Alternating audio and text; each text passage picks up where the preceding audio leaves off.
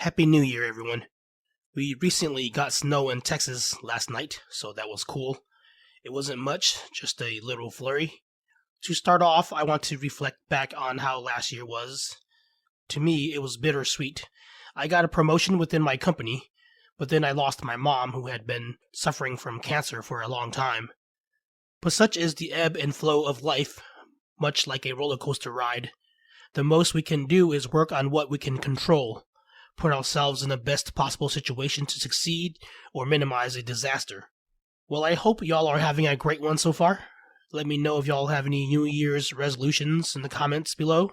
Anyway, y'all already know what to do. Like, share, comment, subscribe, and hit the bell notification. Without further ado, let's get on with the story. Hope y'all have a great week. Be safe and be healthy, everyone. Shoua's Revenge.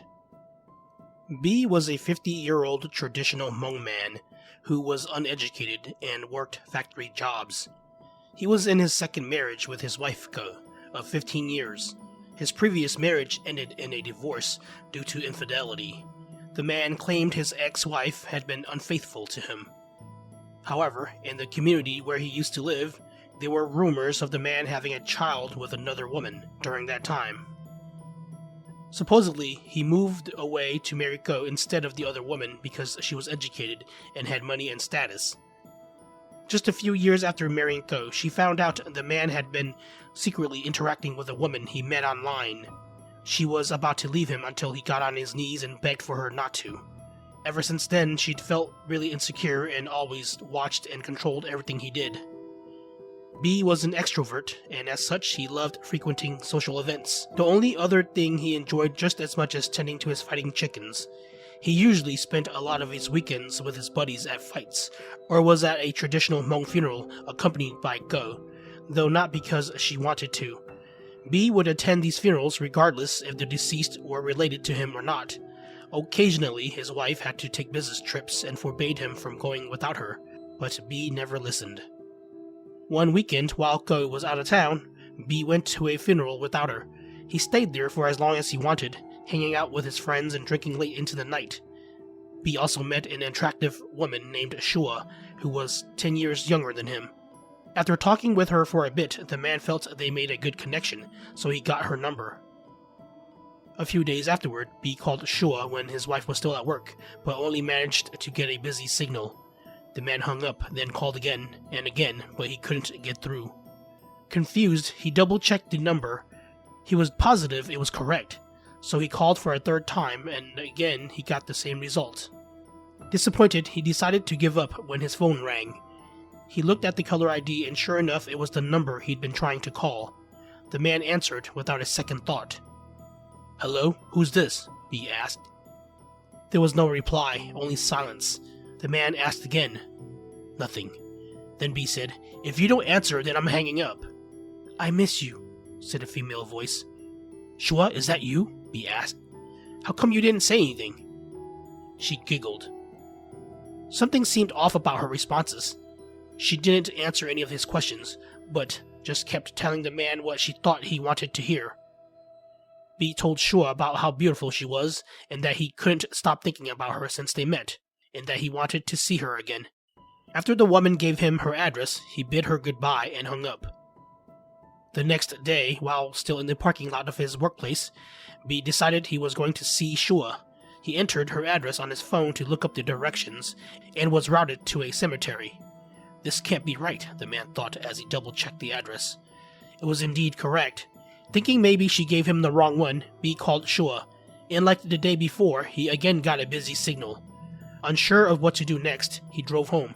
Halfway there, the woman called back, and B picked up. "Hey, I tried calling you, but for some reason I can't ever reach you. Anyway, I think you gave me the wrong address," B said. "Come see me. I really miss you," Shoua said, not acknowledging what B just told her. "I will, but you'll have to give me the right address." The woman kept repeating the same things, as if what she was saying were an automated message or reading off a script. Shoua said she missed and wanted to see him. "I know, I love you and miss you too.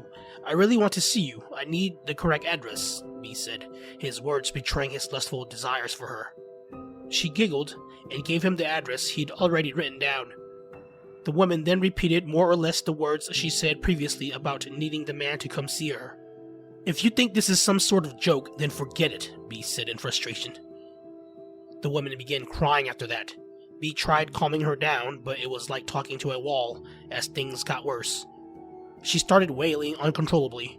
The woman sounded absolutely insane at that point. Flustered and out of options, the man hung up. She called back immediately, but B ended the call. She tried multiple times after that, and even left a voicemail. He listened to it when he got home. It was an eerie, continuous croaking noise that sent shivers down B's spine. After that day, B always felt a strange presence following and watching his every move. As more time passed, the experience progressively worsened.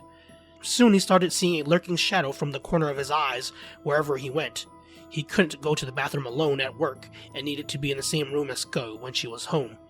B felt cold all of the time and was always bundled up. Go noticed this and insisted that he see a doctor, but the man refused, thinking it was probably a minor cold. B also kept getting calls from all hours of the night, even after blocking the number. He eventually turned off his phone, only powering it on when he had to use it. One evening, B forced his wife to go outside with him while he tended to his chickens. He intentionally divided his chicken coop into caged sections like stables to keep the roosters from fighting one another. While inside, B caught a glimpse of a pair of glowing red eyes. They glared at him from the dark depths of one of the cages. His eyes widened and he froze in horror as a huge knot formed in his throat. B's lips trembled. He wanted to scream for help, but couldn't due to the overwhelming fear building inside of him. The thing lunged at him, slamming itself against the cage. Frightened, the man screamed and stumbled toward the exit. "What happened?" Go yelled, running over to see what the matter was. She got there just as her husband was frantically crawling out of the chicken coop.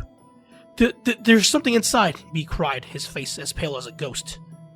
"What did you see?" Go asked, with a look of concern. A demon," B stuttered. He gulped, then said, It had glowing red eyes." She hurried into the chicken coop before the man could object. "There's nothing in here. I don't see anything," Go called out from inside the little shed. "I really saw something in there," he said. "Well, I don't see a thing.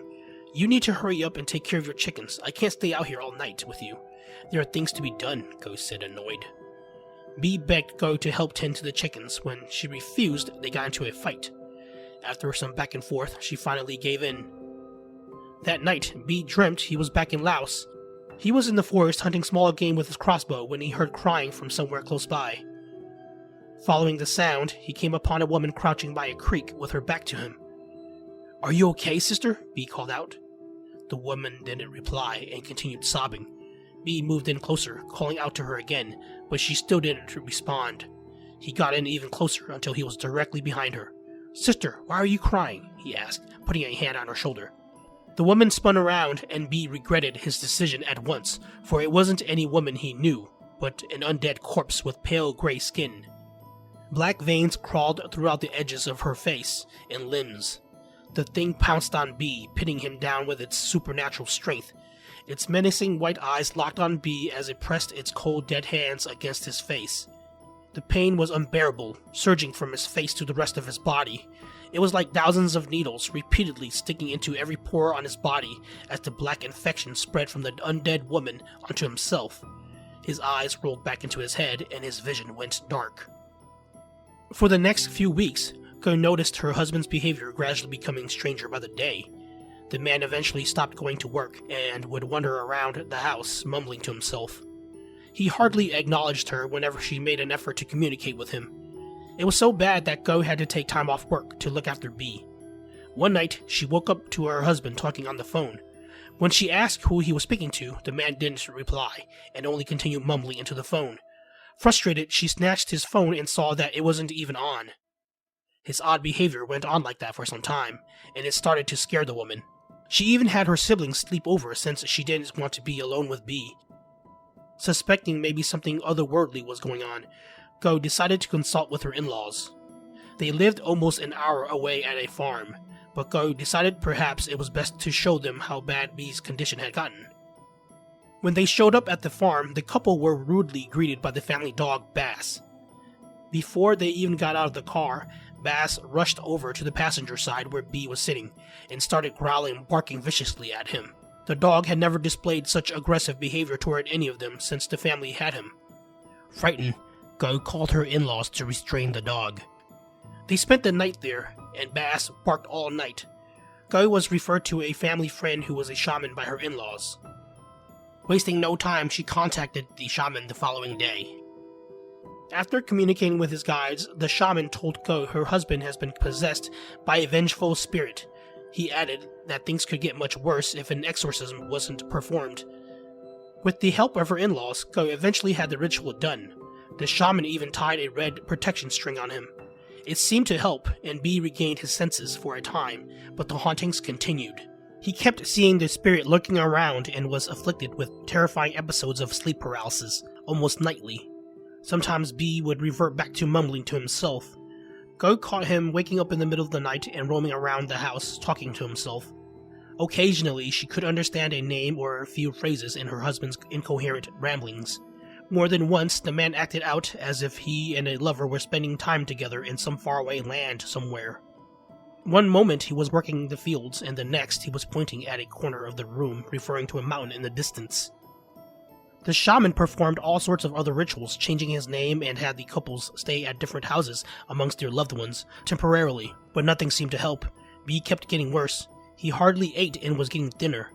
Even the doctors didn't know what to do except recommend psychiatric medications. The stress was beginning to take a toll on Go. With his resources exhausted, the shaman finally advised B and Go to convert to Christianity. Before that could happen, the couple returned home. Late that night, B disappeared out of the blue. Go and her younger brother heard the distressed chickens outside and rushed to check the chicken coop, armed only with their phones. It was dark, save for the porch light. The duo slowed to a crawl when they saw the bolt on the door was unlocked, and the howling wind continuously slamming the creaking door against the side of the shed. As they got closer, chewing and slurping sounds could be heard from inside. On the other side of the wall next to the door hung a garage work light. Go turned it on and scanned the inside of the chicken coop. All the cages were intact except the last one. Crouched in there was B tearing into one of the chickens with his back to Go and his brother-in-law.